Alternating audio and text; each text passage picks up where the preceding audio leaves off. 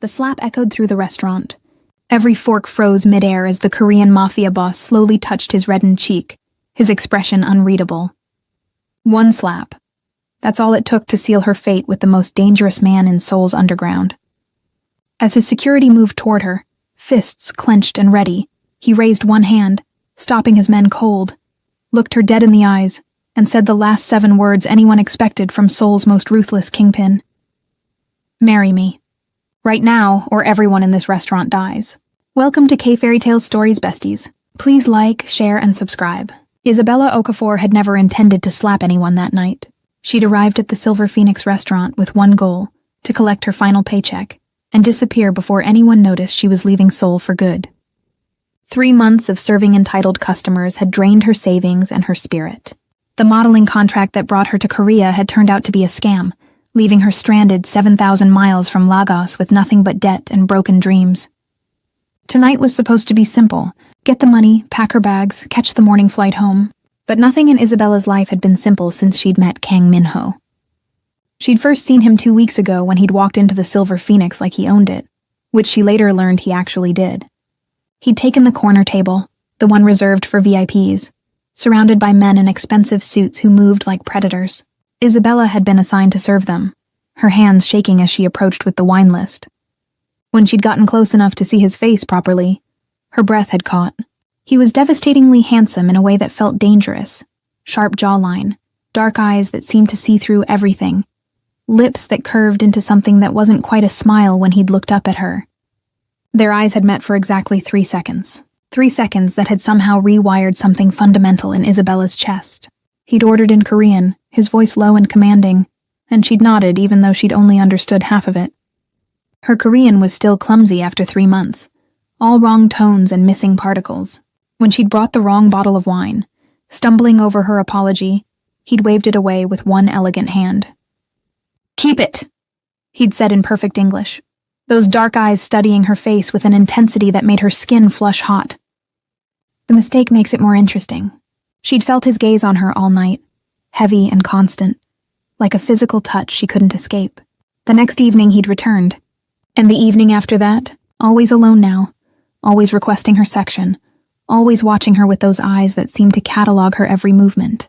He never touched her, never said anything inappropriate, but his presence filled the restaurant like smoke. Other customers started avoiding her section. The other waitresses whispered behind her back, their jealousy sharp as knives. Isabella tried to ignore him, to treat him like any other customer, but it was impossible. Something about Kang Min-ho made her pulse race, and her hands tremble, and her body respond in ways she'd never experienced before. By the end of the 2nd week, Isabella had learned things about him from the kitchen gossip. He was the head of the Kang family, one of Seoul's most powerful crime syndicates. He controlled half the city's underground operations, gambling, protection, information brokering, everything that happened in the shadows. Politicians feared him, police avoided him. His enemies disappeared in ways that ensured no one else would challenge him. He was 32 years old, unmarried, and completely untouchable. The kind of man a smart woman stayed far away from. That night, her last night, Isabella had walked into the restaurant with her resignation already written. She'd planned to slip it to the manager and leave quietly. But fate had other plans. Kang Min-ho was there, at his usual table, with a woman draped across his lap. She was beautiful in that effortless Seoul way, designer clothes, perfect skin, the kind of beauty that came from unlimited wealth and unlimited confidence. She was kissing his neck, her hand trailing down his chest, and he was letting her. His eyes were closed, his expression almost peaceful, and something inside Isabella cracked open. She'd had no right to feel betrayed, no claim on this man who'd never even touched her hand, but jealousy flooded through her anyway, hot and vicious and completely irrational. Before she could stop herself, before logic could intervene, Isabella was crossing the restaurant. The woman looked up as Isabella approached, her smile sharp and possessive. "Can we help you?" she asked in Korean, her tone making it clear Isabella was unwelcome. Isabella ignored her. Her eyes were locked on Kang Min-ho, who had opened his eyes and was watching her now with that same intense focus he always gave her. "Is this what you do?" Isabella asked, her voice shaking with emotion she couldn't name. "You stare at me for 2 weeks like I'm the only person in the world, then act like I don't exist?" The woman laughed, a cruel sound. You poor thing. Did you actually think you were special? Do you know how many women notice him? Kang Minho hadn't moved, hadn't spoken, but something in his eyes had shifted, become predatory. Isabella should have walked away, should have remembered that this man was dangerous, that getting involved with him would complicate everything. Instead, she leaned down, her face inches from his, and said, "You're a coward." That's when he smiled. Really smiled, for the first time since she'd met him. "Am I?" His voice was soft, almost gentle, but there was something beneath it that made her skin prickle. "Yes. You hide behind your power and your money and your reputation, but you're afraid to actually want something real." The woman beside him started to protest, but Kang Minho lifted one hand and she fell silent immediately. He shifted in his seat, his eyes never leaving Isabella's face. "You think you know me?" "I know men like you," Isabella said, even as her heart hammered against her ribs. "You take what you want and discard it when you're bored. You hurt people because you can. You're empty inside." She expected him to get angry, to have her removed or worse. Instead, he stood slowly, his height forcing her to tilt her head back. He stepped closer, invading her space, close enough that she could smell his cologne and feel the heat radiating from his body. "Empty?" he repeated, his voice dropping to something almost intimate. "Is that what you think?" "It's what I know," Isabella said, even as her body betrayed her, her breathing quickening, her skin flushing.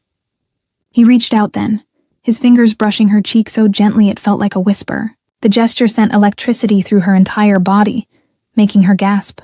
"You know nothing about me, Isabella," he said, his thumb tracing her jawline. "But you're about to learn." That's when the other woman moved, her hand grabbing Isabella's arm hard enough to leave marks. "Get away from him, you foreign troublemaker." The slap was pure instinct. Isabella's hand connected with the woman's face before thought could intervene, the sound sharp through the restaurant. The woman stumbled back, her hand flying to her reddening cheek, shock and rage warring on her perfect features. For one suspended moment, nobody moved. Then the woman lunged forward, fury in her eyes. Kang Minho caught her wrist mid-motion, his grip stopping her completely. "Enough," he said, and the woman froze. His voice carried absolute authority, the kind that made people obey without question. "She struck me," the woman said, her voice tight with anger. "She dared to raise her hand to me." Kang Minho released her wrist, his attention shifting to Isabella. "Leave us," he said to the woman. "What? You can't be serious. She just hit me." His eyes were still on Isabella, studying her face with that intensity that made her feel exposed. "I said leave." The woman opened her mouth to argue, then apparently thought better of it. She grabbed her purse and walked out, her heels clicking against the marble floor like gunshots. The restaurant was utterly silent, every customer frozen, every server watching. Kang Minho stepped even closer to Isabella, close enough that she could feel his breath on her face. "You have fire," he said softly. "I wondered if you did. Under all that careful control, all that professionalism, I wanted to see what it would take to make you show it." Isabella's hands were shaking. "I'm leaving," she said. "Tonight, I'm going back to Nigeria and forgetting I ever came to Korea." Something flickered in his eyes then, something that looked almost like concern. "No," he said simply. "You're not. You don't control me," Isabella said, even as her body swayed toward him like he was gravity and she was helpless against the pull. "Don't I?" His hand came up again, this time cupping her face with a gentleness that contradicted everything she knew about him. "You've been on my mind since the moment you walked into this restaurant. You just haven't acknowledged what's between us yet." Before she could respond, before she could even process those words, he leaned down, and their lips met in a moment that changed everything between them. The kiss had been nothing like Isabella expected.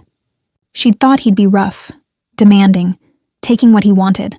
Instead, he'd kissed her like she was something precious, something he'd been waiting his whole life to hold. His lips had moved against hers with a tenderness that made her knees weak, one hand cradling her face while the other had settled on her waist, pulling her against him. Isabella had meant to push him away, had meant to remember that this man was dangerous, that getting involved with him would ruin her life. But her body had other ideas. Her hands had fisted in his shirt, pulling him closer, and she'd kissed him back with all the frustration and desire and confusion she'd been feeling for 2 weeks. The kiss had deepened, become more urgent, his tongue sliding against hers in a way that made heat pool low in her belly. Someone in the restaurant had gasped. Someone else had whispered, Isabella hadn't cared. In that moment, Kang Minho was the only thing in the world. When he'd finally pulled back, both of them breathing hard, he'd rested his forehead against hers. "You're not leaving Seoul," he'd said, his voice rough with emotion. "You're not leaving me." Isabella had been about to argue when the sound of slow clapping had made them both turn. A man had been standing near the entrance, older, with silver hair and a smile that didn't reach his cold eyes.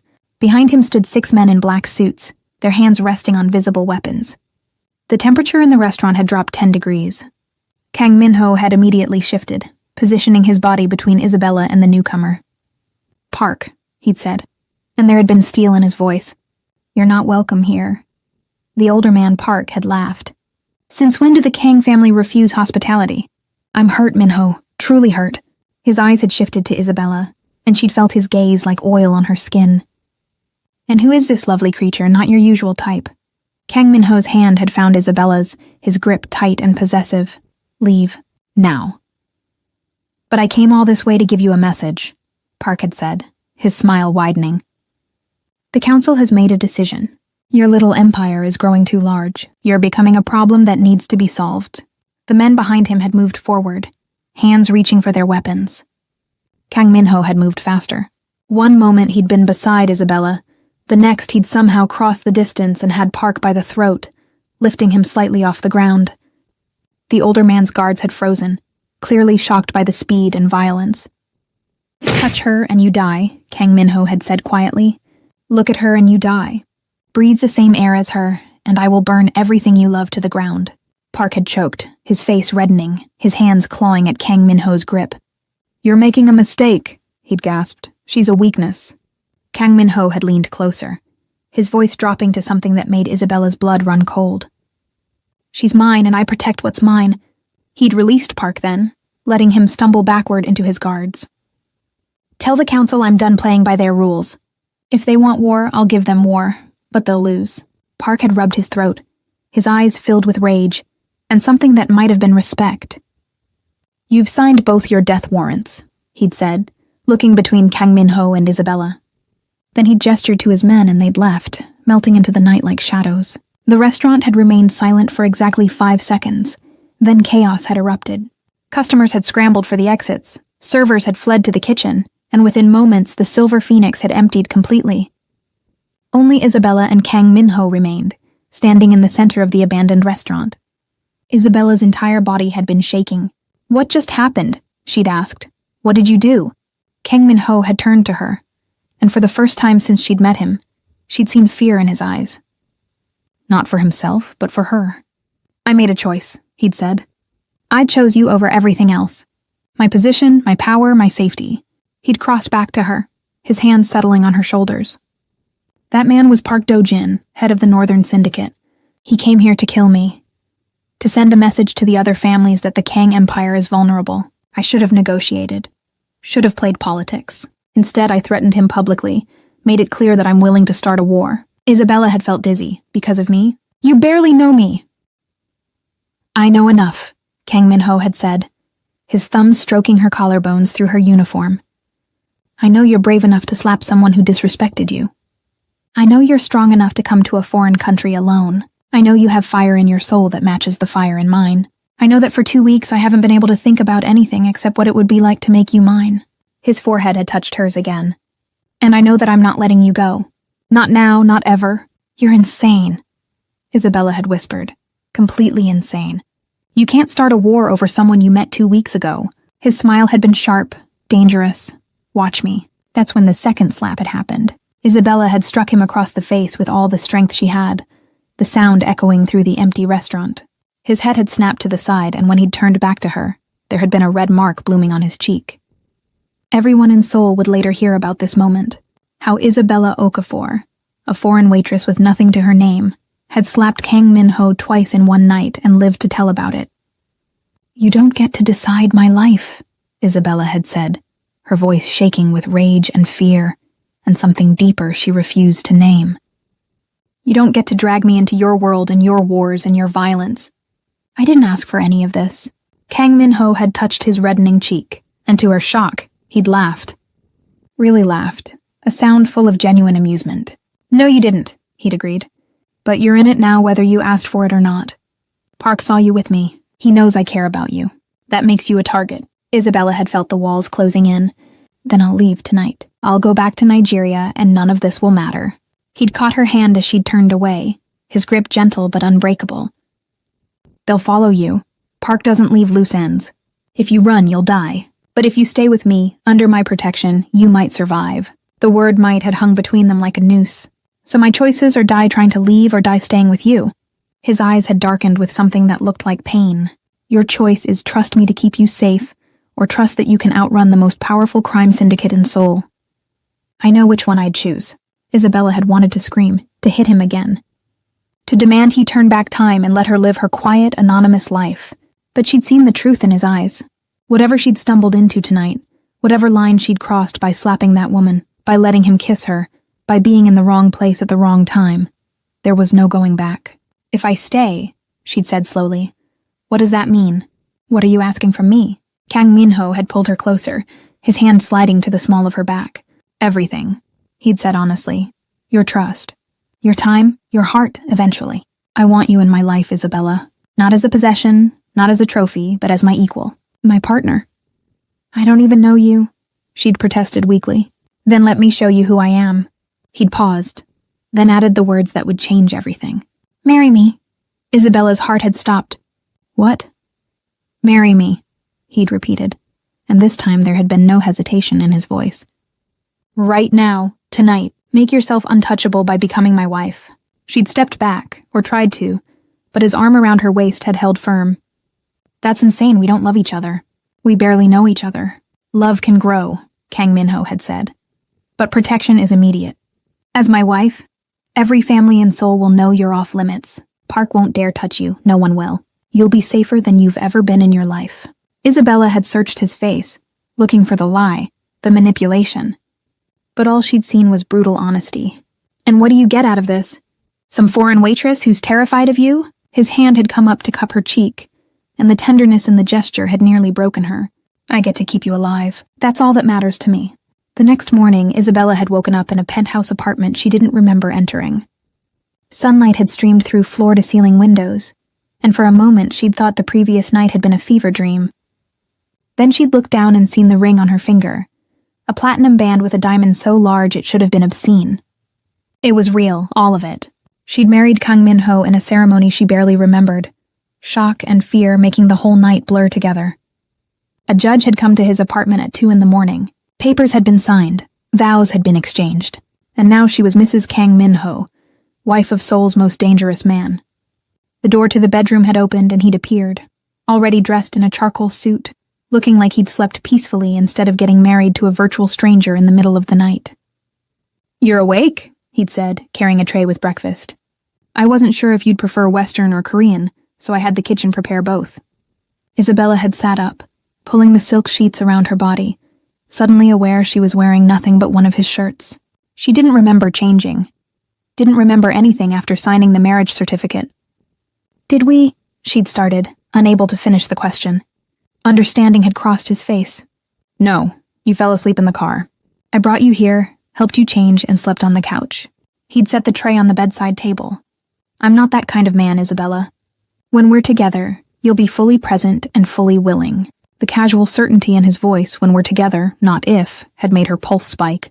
I can't believe I married you, she'd said, staring at the ring. I can't believe you married me, he'd replied, and there had been something vulnerable in his expression.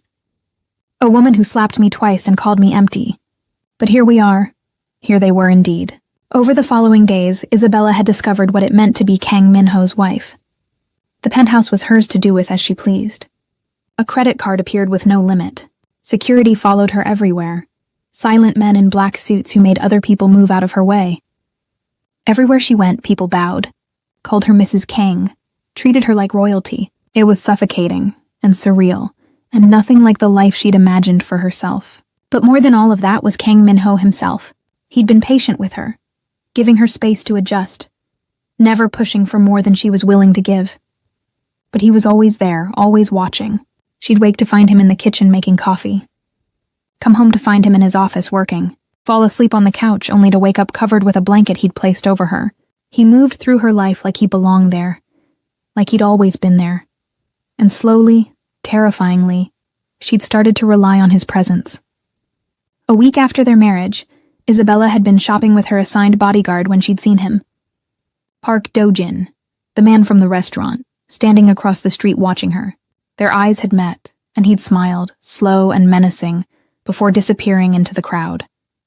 She'd called Kang Min-ho immediately, her hands shaking. He'd arrived within minutes, his car screeching to a stop, his face pale with barely controlled rage. "Did he touch you?" he'd demanded.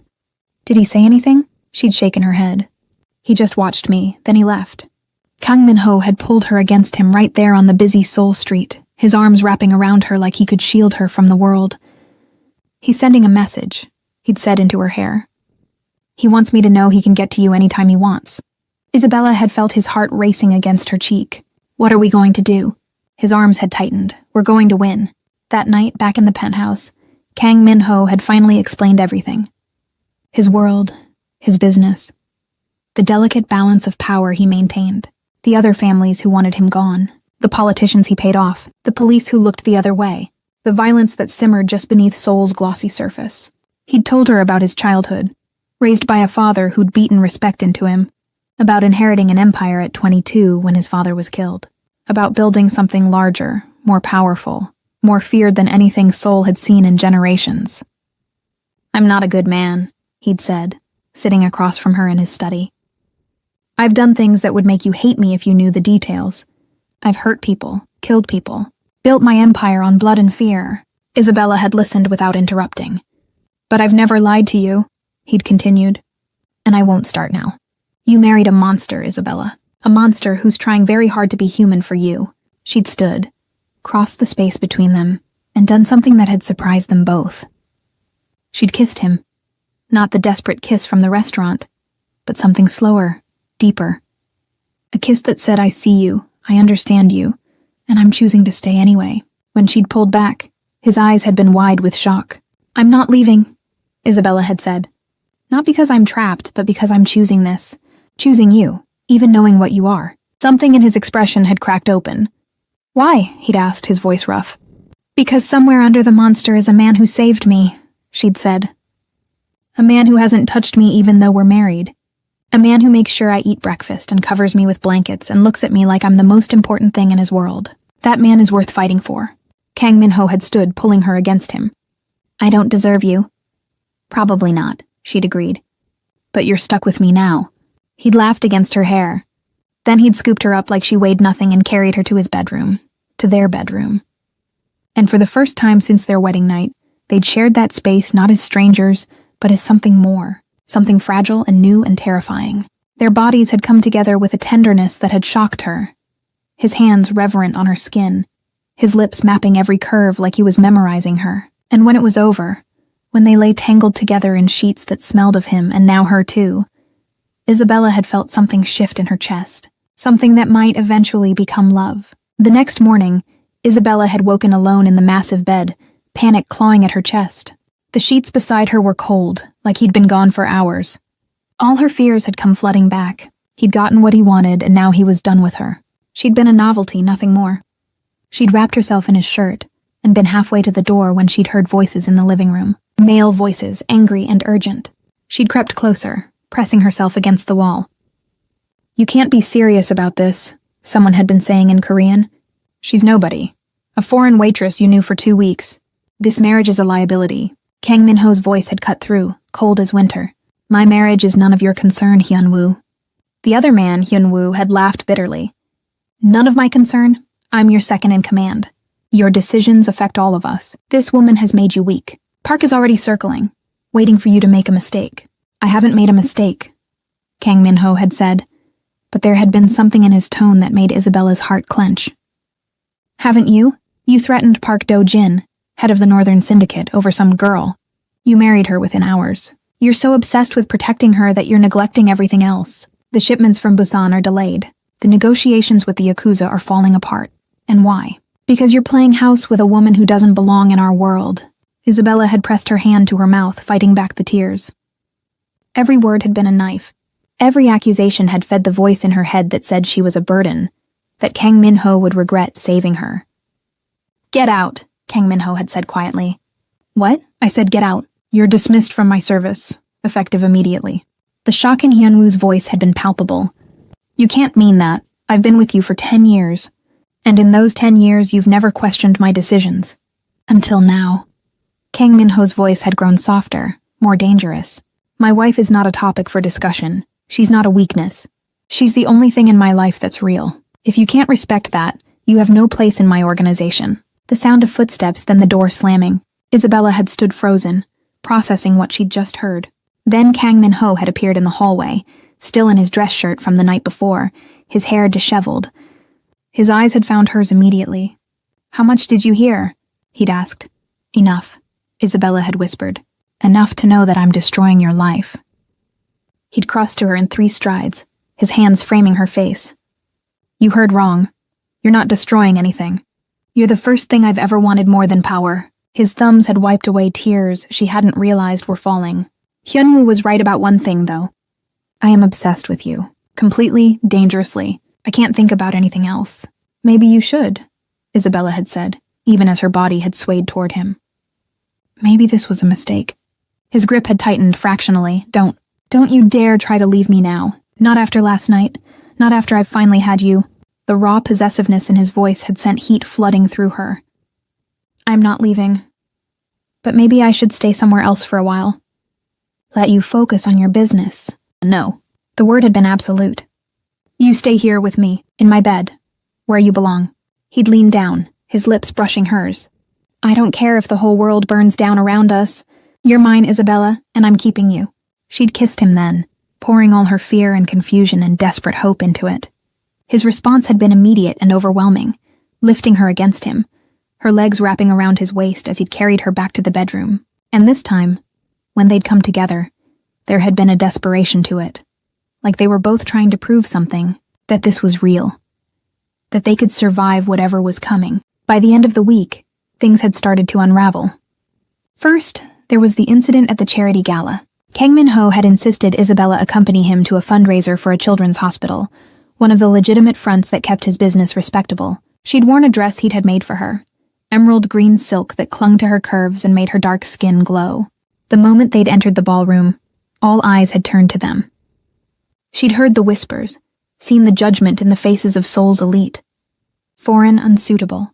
Gold digger, Kang Min-ho had kept his hand on the small of her back the entire evening, a constant reminder that she wasn't alone. They'd been talking to a group of businessmen when a woman had approached, stunning in the way only old money could achieve. She'd looked at Isabella like something unpleasant on her shoe. "Min-ho," she'd said in English, clearly for Isabella's benefit. "I heard you'd gotten married." I didn't believe it until now. Her smile had been all teeth. How unexpected. "Ji-won," Kang Min-ho had replied, his voice carefully neutral. "This is my wife, Isabella." Ji-won had extended a hand, her grip when Isabella took it just slightly too tight. "Charming, tell me, how did you two meet? I'm sure it's a fascinating story." The malice beneath her pleasant tone had been obvious. Isabella had felt Kang Min-ho tense beside her. "We met at a restaurant," Isabella had said, keeping her voice steady. "Sometimes the best things happen when you least expect them." Ji-won's smile had sharpened. "A restaurant, how romantic. And what did you do there? Were you dining?" The implication had been clear. Isabella had felt her face flush hot.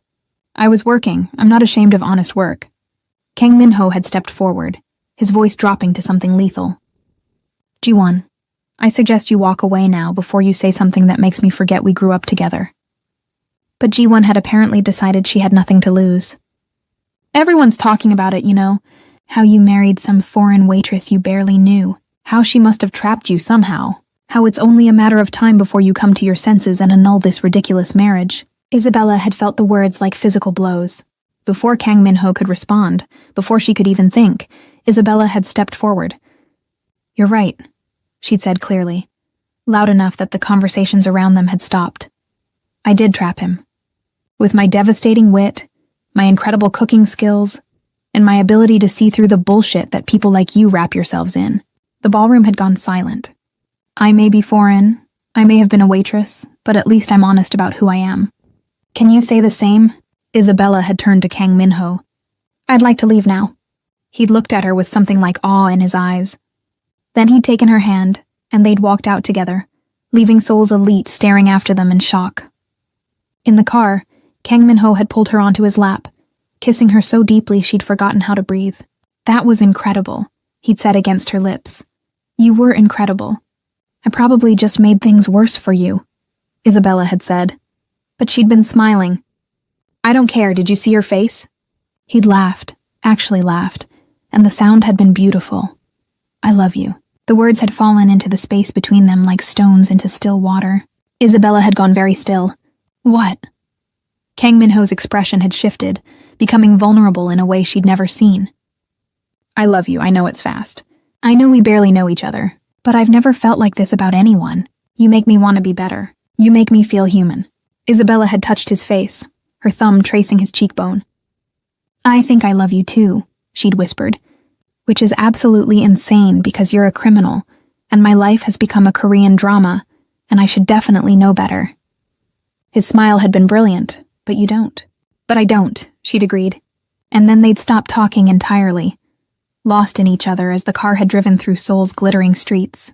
The attack had come 3 days later. Isabella had been shopping, surrounded by security as always, when the black vans had appeared. Men with guns had poured out before anyone could react. Her bodyguards had tried to protect her, but they'd been outnumbered. She'd seen 2 of them go down, blood spreading across the sidewalk, before rough hands had grabbed her. A bag had gone over her head. She'd been thrown into a van, and then darkness. She'd woken in a warehouse tied to a chair, her head pounding. The bag had been removed, and she'd found herself facing Park Do-jin. He'd smiled at her, that same cold smile from the restaurant. "Mrs. Kang," he'd said pleasantly. "So nice of you to join us." Isabella's mouth had been dry with fear, but she'd forced her voice steady. "You're making a mistake. My husband will kill you for this." "Will he?" Park had circled her like a shark. "That's what I'm counting on. You see, your husband has become careless. Emotional. He cares more about you than his empire. That makes him weak. And weak leaders don't survive in our world." He'd stopped in front of her, tilting her chin up with one finger. "You're going to help me destroy him." Isabella had jerked away from his touch. "I'll never help you." Park's smile had widened. "You already are, just by existing, just by being his weakness." He'd pulled out a phone, pressed a button, and Kang Min-ho's voice had filled the warehouse. "Where is she? What have you done with my wife?" The desperation in his voice had made Isabella's heart clench. Park had held the phone closer to Isabella. "Say hello to your husband, Mrs. Kang." Isabella had met Park's eyes. "Don't come for me," she'd said clearly. "It's a trap. He wants you to act emotionally. Don't give him what he wants." There had been silence on the other end of the line. Then Kang Min-ho had spoken, and his voice had been something Isabella had never heard before. "Pure distilled fury, Park Do-jin. I'm going to give you one chance. Let her go now, unharmed, and I'll kill you quickly. But if you hurt her, if you so much as bruise her skin, I will make you beg for death for days before I grant it." Park had laughed. Big words. "But you're not in a position to make threats. I have something you want. The question is, what are you willing to trade for it?" There had been a pause. "Everything," Kang Min-ho had said simply. "My territory, my operations, my money, all of it. Just let her go." Isabella's eyes had widened. "No," she'd said urgently. "Don't you dare. Don't give up everything for me." But Kang Min-ho hadn't been listening. "Tell me where she is. I'll come alone. We'll make the exchange." Park had smiled with satisfaction. "Now that's more like it. I'll send you the address. You have 2 hours. Come alone or she dies." He'd ended the call. Isabella had struggled against her restraints. "You can't let him do this. It's exactly what Park wants. He'll take everything and kill us both." "Your husband is smarter than you think," Park had said. "But love makes even smart men stupid. He'll come. And when he does, I'll have everything I've ever wanted." The 2 hours had felt like 2 years. Isabella had been moved to a different location, an abandoned factory on the outskirts of Seoul. More men had arrived. Heavy weapons had been positioned. It was clear Park wasn't taking any chances. Whatever he had planned, he expected it to be bloody. When Kang Min-ho had finally arrived, he'd been alone as promised. No security, no weapons that Isabella could see. Just him, walking into the factory like he was walking into his own home. He'd looked at her first, his eyes cataloging every detail, making sure she was unharmed. Then his gaze had shifted to Park. "Let her go, I'm here. Make the trade." Park had gestured and two men had cut Isabella's bonds. She'd stood on shaky legs, but when she'd tried to go to Kang Min-ho, Park had grabbed her arm. Not so fast. First, the transfer of assets. I want the access codes to all your accounts, deeds to all your properties, lists of all your operations. Kang Min-ho had pulled out a folder from inside his jacket. It's all here, everything you asked for. He'd held it out. Park had taken it, flipping through the pages with a satisfied smile. You really are a fool, Kang Min-ho. Trading an empire for a woman. He'd looked at Isabella. She must be incredible in bed. Isabella had felt Kang Min-ho tense even from across the warehouse. Let her go now. Park had released Isabella's arm, pushing her forward.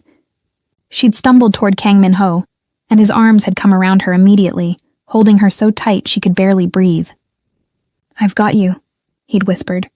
You're safe, I've got you. That's when Park had pulled out a gun. Did you really think I'd let you both walk away?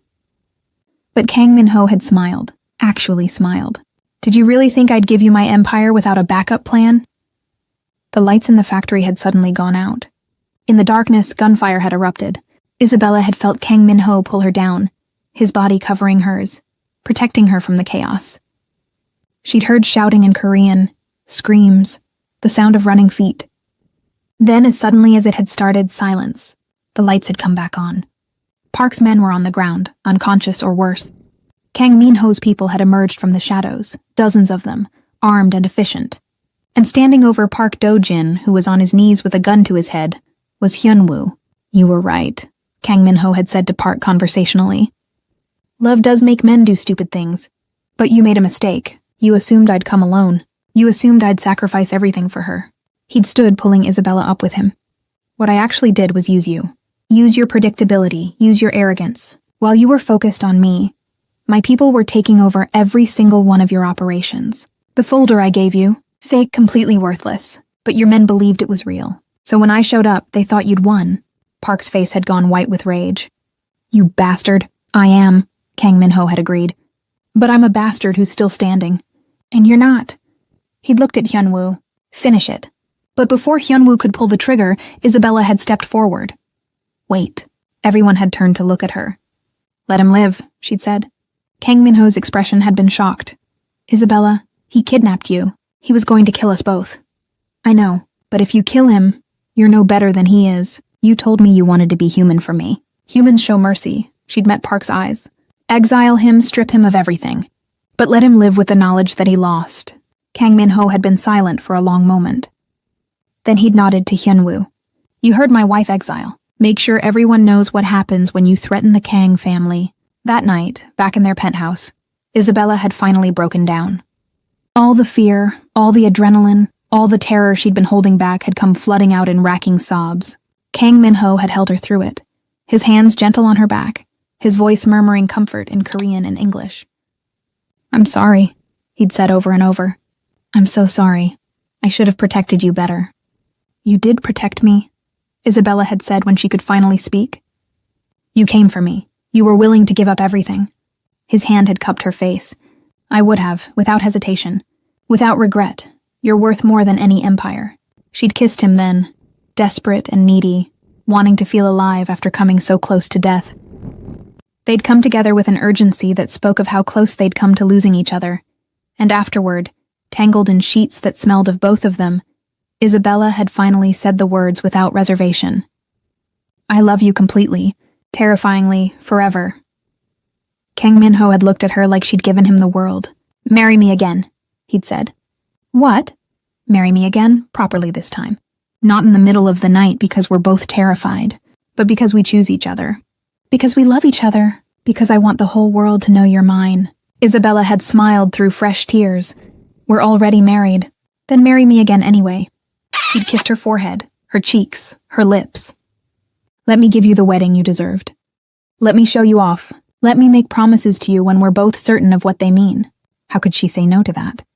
3 months later, they'd been married again in a ceremony that had been simultaneously traditional and completely unconventional.